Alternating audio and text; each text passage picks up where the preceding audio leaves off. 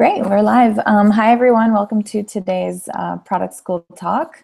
I'm Cassandra, and we have an awesome presentation for you today. So today we have Dan Corbin with us. Dan, hi. Hello. He's the Senior Director of Product Management at Return Path. How are you doing today, Dan? Pretty great. Good. Well, thanks for joining us today. I know you have a presentation prepared. Cool. So I'm going to give you a couple minutes to get that set up. And guys, while he's preparing his screen to start sharing that with you, just so you know, it's the same as every week. So after the presentation, we're going to open up the floor for Q&A, and you can type those right next to the YouTube video in the chat. So just even during the presentation, if you have a question, feel free to type it and we'll get to it right when we're finished. Let's see, Dan, you ready to go? I'm ready. All right, awesome. The floor is yours.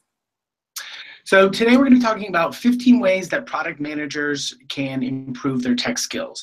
The reason I wrote this presentation was I had a lot of people that I was mentoring and teaching at General Assembly asking me and worried that like, you know, I love product management. I don't know, I'm worried if I don't have all the tech skills. I wanted to put together just one list and one reference that you could go to and make sure that you're checking things off and that you're doing what you need to do to make sure that you're going to be a great product manager. So a little bit about myself. As Cassandra mentioned, I'm the Senior Director of Product Management at Return Path. I teach at General Assembly. I run a couple of product meetups here, and I'm an Agile coach and an Agile instructor. So before we begin, this presentation, not meant for technical product managers, it's for regular product managers who are looking to increase their tech skills. All of the recommendations that I have for specific resources are free, and I've gone through and pre-screened all of them. The presentation is biased towards those working with digital or software products, so this, you know, all of these tips aren't going to apply to everybody, but hopefully that you'll find some that you can kind of take away and start putting into use. Okay. This presentation, as I mentioned, is more of a resource. So you're all going to get the link to this and be able to come back. The last 15 slides of this presentation are a whole list of resources for each specific tech skill that I'm going to mention. So I'm going to go through this fast, but no, it's meant for you to go back to and dive in and figure out, okay, how can I get more training on a specific specific skill area. So I call this first section you're going to need it. Any product manager is going to need these basic tech skills in order to be effective at their job. The first and biggest one is being able to collect and analyze data. If you're not able to do this, you'll never really be able to understand why things are changing for better or for worse. It's an absolute critical and vital part of your build, measure, learn process. The one tool that I recommend to most people is the free Google Analytics Academy. If you have a web-based product, you're probably using Google Analytics already. Even if you're not, you're going to be able to learn about, you know, concepts like conversion funnels and a ton of different metrics and e-commerce and different analytics. So it's a great free tool. Plus, once you finish it, you get certified as a Google partner, and it's a great thing to have on your resume and at LinkedIn. Next, A/B testing.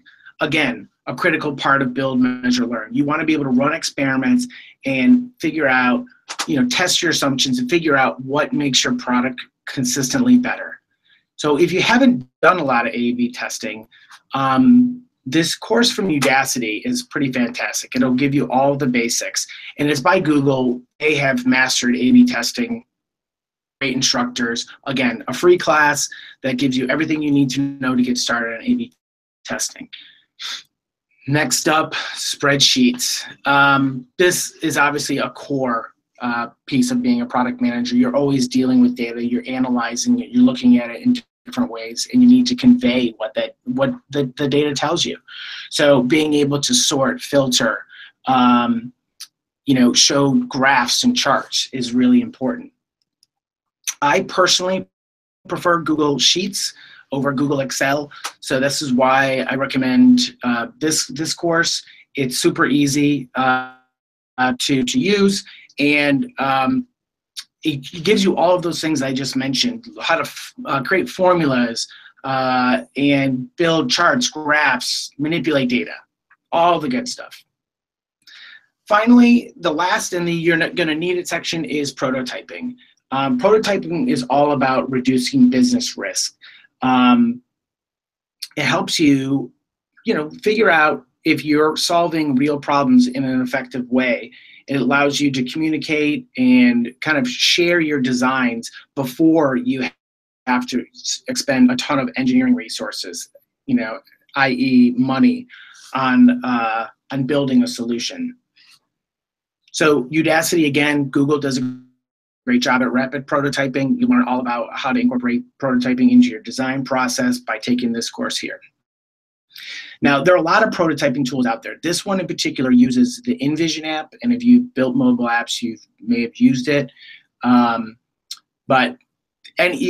lessons learned from this course can be applied to any of those different tools.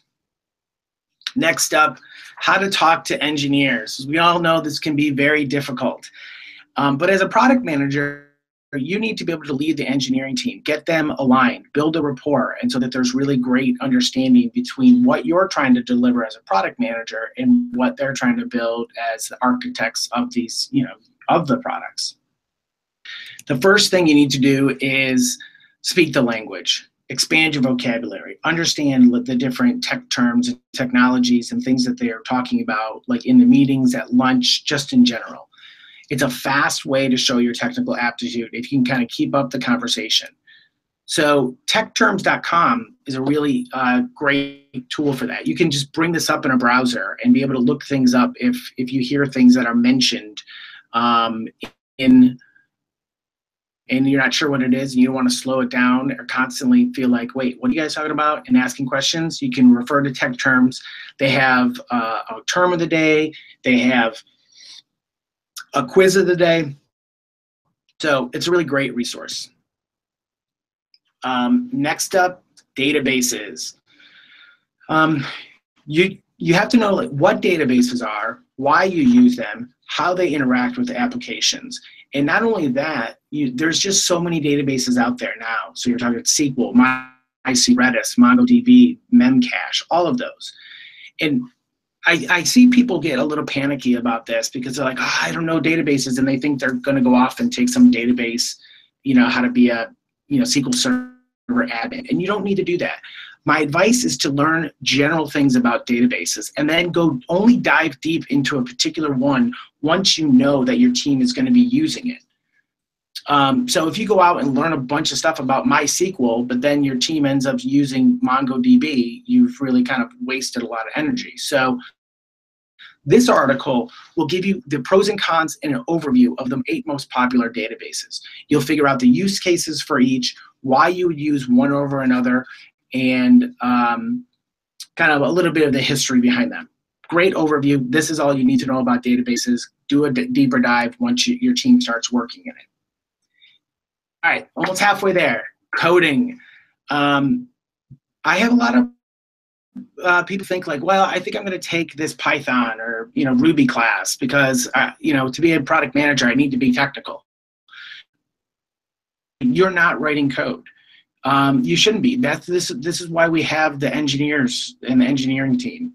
But you do need to have some understanding of coding basics. Be able to know what languages are great for rapid app development, which ones are great for back end and huge systems that need to scale. So those basic concepts are what you need to understand. So to get there, you really just need an introduction to computer science. And this free class from edX is fantastic. It'll teach you all the concepts that your engineers are using on a daily basis. So that includes the algorithms and data structures and encapsulation, resource management, security, all of those things. Plus, you get the benefit to say that you went to Harvard and you took a Harvard class. You can go buy yourself a huge Harvard sweatshirt and wear it around. I wouldn't actually recommend that though. So, all right, halfway point, version control. Why is this important? Well, I'll just cut it short and say if you're working with engineers and they're not using version control right now, you probably should start looking for another place to work.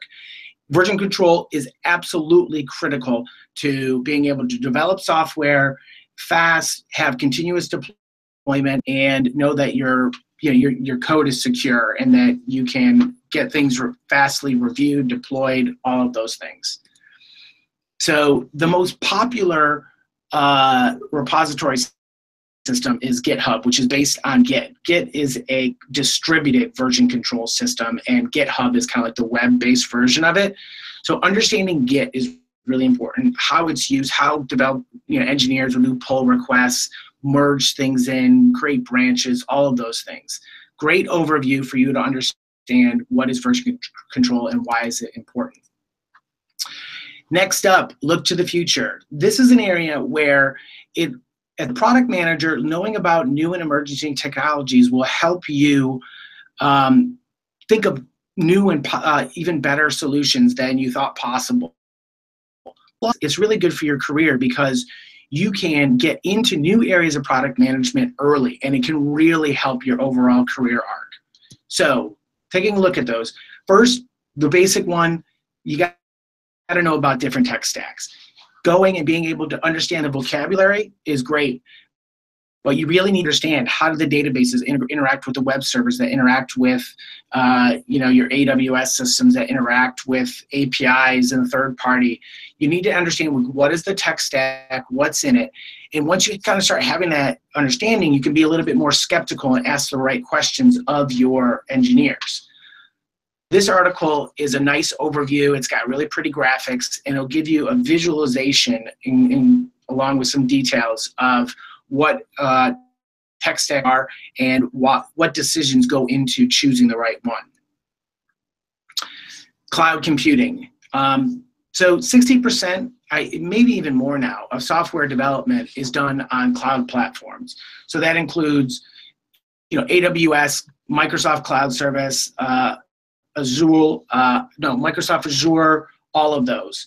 You want to be cognizant of the benefits of cloud computing, why people use it, for the fact that it's more flexible, it's easier to scale, it's less expensive, you have better security. In the future, almost all software and digital products are going to be using cloud computing. AWS has amazing instructional videos that are like 6 to 8 minutes. You can go and learn about all the different services that are available in cloud computing. So even if you're not on AWS, you can go and learn about the different systems and then know that, okay, this is what this does, and this is the equivalent in, say, Azure. APIs, I started as an API product manager, so I kind of feel this is something that is close to my heart. APIs allow you to leverage systems without having to kind of build them from the ground up. Being able to go out and know that there's a service there that you can communicate with, and it doesn't even matter what you're building on, to pull in that data and use it in your product is really important. It allows you to get things to market faster and to reduce your costs. So understanding the concepts and examples that are out there in terms of REST APIs is important. YouTube, I have found, is the best resource for this. They have tons of different videos and series that you can go and check out. This one I think is particularly great. It's 8 minutes long, and it covers all the overview of REST APIs. Following emerging technologies, as I mentioned at the start of this section, it'll help you be a better product manager because, like Henry Ford said, if I asked my customers what they wanted, they would have said a faster horse. But he knew that a car was possible. A good product manager will know that there is something technically possible, and customers aren't even aware of that. That's our job, is to know what is possible for a better product. So you could be looking at bots, Internet of Things, drones. There's so many different emerging technologies. I thought this was a great video. The Internet of Things and how smart services are going to change society.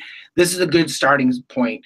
But always be looking for ways to learn about new technologies, emerging technologies, and not only if you can use it in your product, but if it'll help your career.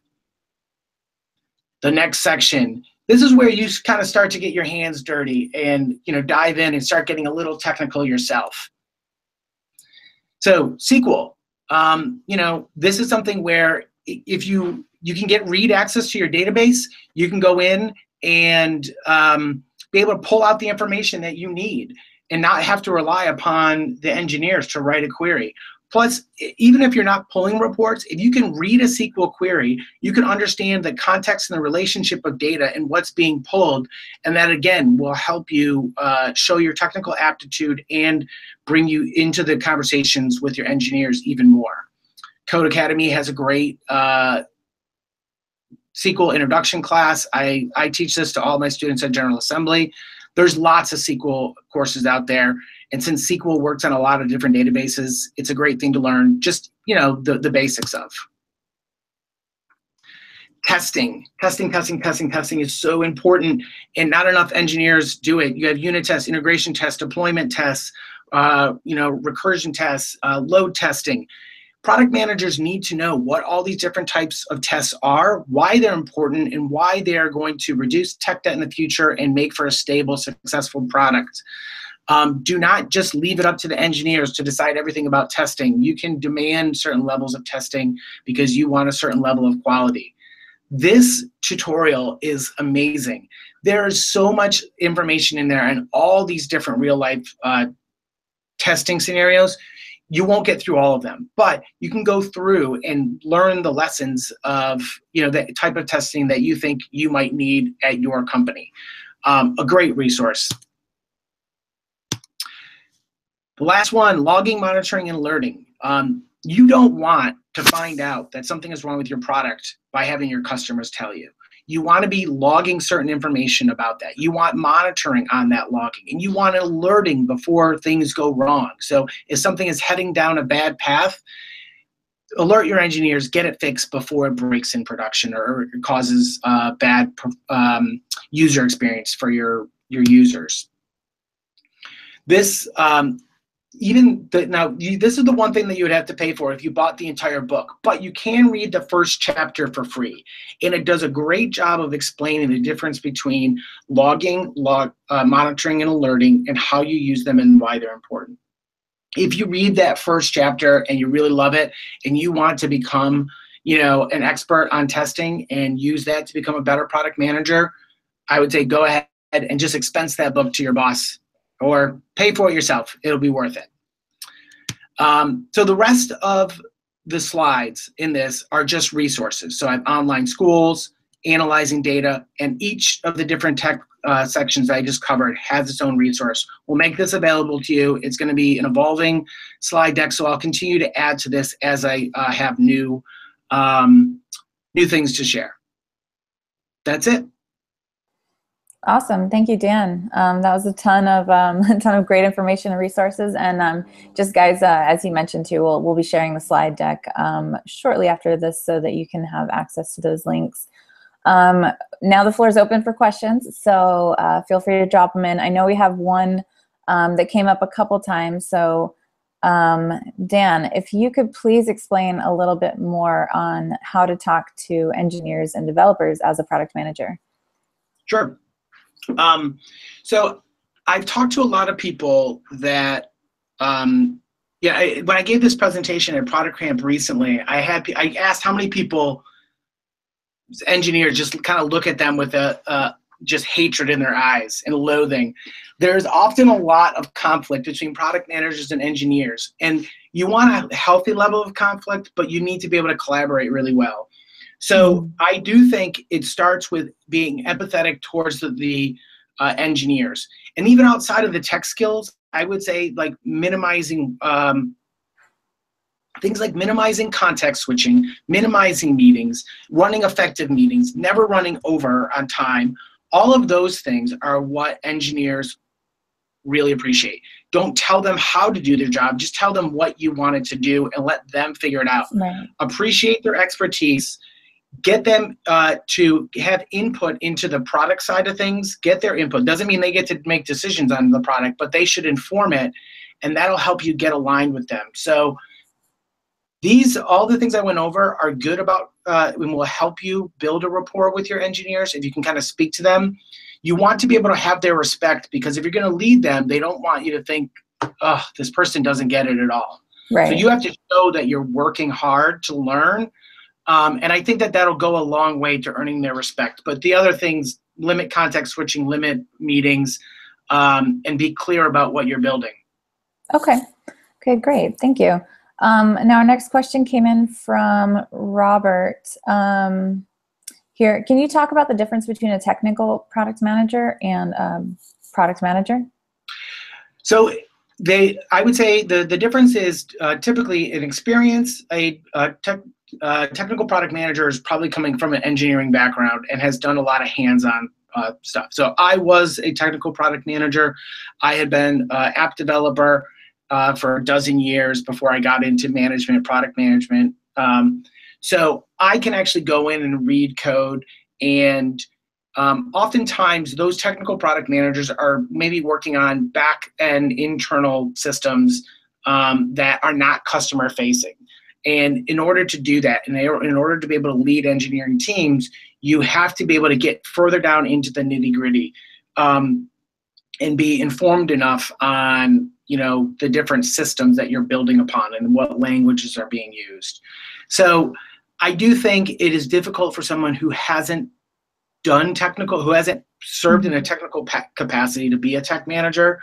So I think experience and the type of products, that's the big difference. But otherwise, product managers, the most important thing is not about what you know technical-wise. It's how do you communicate? Can you influence the variety of different stakeholders and get them all aligned? Remember, like, you're at the middle, and engineer is just one of the stakeholders you have to influence. You also have customer support, sales, marketing, the business leaders, your external, your customers, your business partners. Right. As a PM, you got to be able to communicate with all of them. That's more important than just having technical skills. Maybe if you're a technical product manager, you don't have as many of the other responsibilities. Right. Oh, absolutely. Here we had quite a few coming in while you were explaining that as well. So I'm going to pull up another one for you. Here, see this one a couple times, basically talking about different types of skills. So how connected should we be with the latest technologies, for example, AI or chatbots or machine learning, things like that. And then also how important is it to be Agile certified? So I'll take the first one. With emerging technologies, so as an instructor at General Assembly, I'm always encouraging my students to incorporate some sort of emerging technology into their final projects, because that's where product management is going. And a lot of the things, so like right now, I'm building integrations with Slack and Amazon Echo. And it not only will keep you on the kind of cutting edge of what's going on with product management, it'll open doors for you career-wise. So there's books out there. Read books on machine learning. Get the basics of how AI works and what bots are doing underneath and how it differs from regular software. And then there's also just Internet of Things. There's so many things out there. Just be curious and always be reading at least one technical book. Just learn. It doesn't need to be a deep dive. I just read one on machine learning from MIT Press, and it was great. I mean, there's definitely stuff that I just didn't grasp. It was just too deep for me. But overall, I know so much more about how AI works in machine learning than I ever did before. With the Agile certification, I do think but I think it's more important that you demonstrate that you are using Agile techniques. So even if you don't want to pay the $1,000 to go, you should have your own Kanban board and be working in an Agile way and show that how you incorporate the ideas of showing your work, being transparent, and breaking tasks down. That's really important. So it's not just certification is great. It looks good on a resume, but putting the Agile techniques into practice is more important. Okay, awesome. Our next question comes from Prasad. Should a product manager get into the details of development?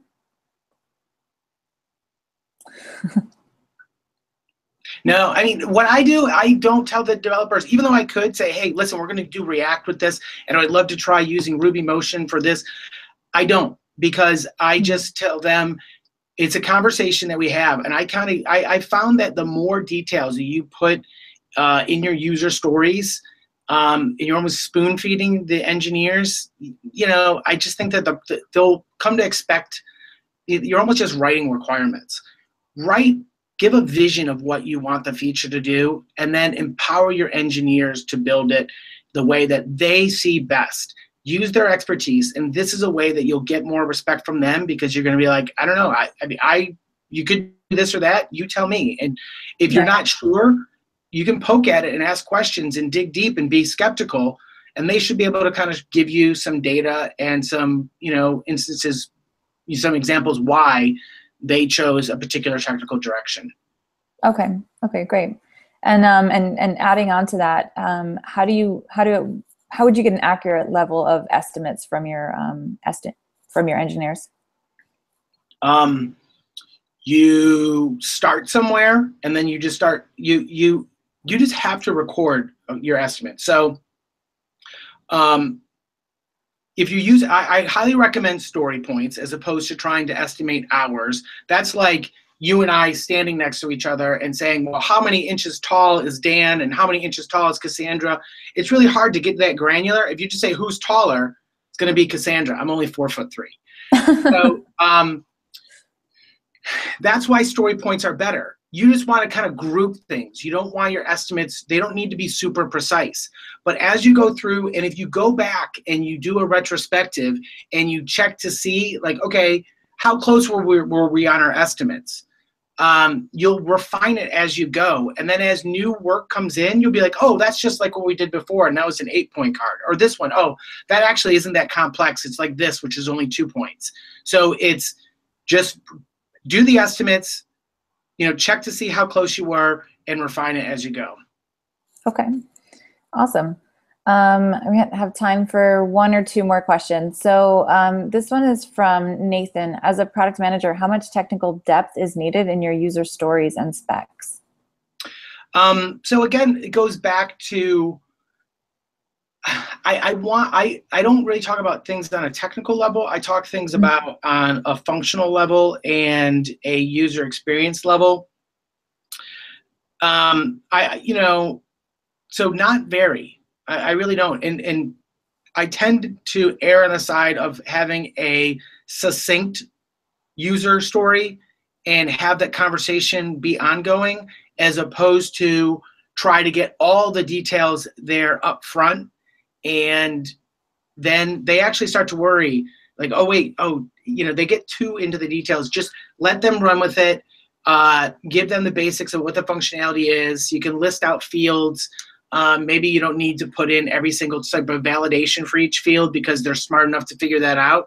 So I would err on the side of less and see how that works, and see if it facilitates the conversation more with the engineers. Okay, great. And a few people have asked about different books. I know we have the slide of resources, but can you talk about a couple of your favorite books? I have a lot of books that I like. I literally, I'll tell you what, I have one Google Doc that lists all of my favorite product management, agile, technical business books, and all of that, along with my favorite Slack channels, blogs, podcasts, and all of that. And I'll include that and give that. And then they can go through and choose which books.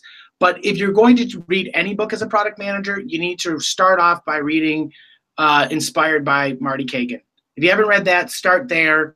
And then you can kind of go into something like the Lean Product Playbook by Dan Olson, or Agile Scrum Essentials, things like that.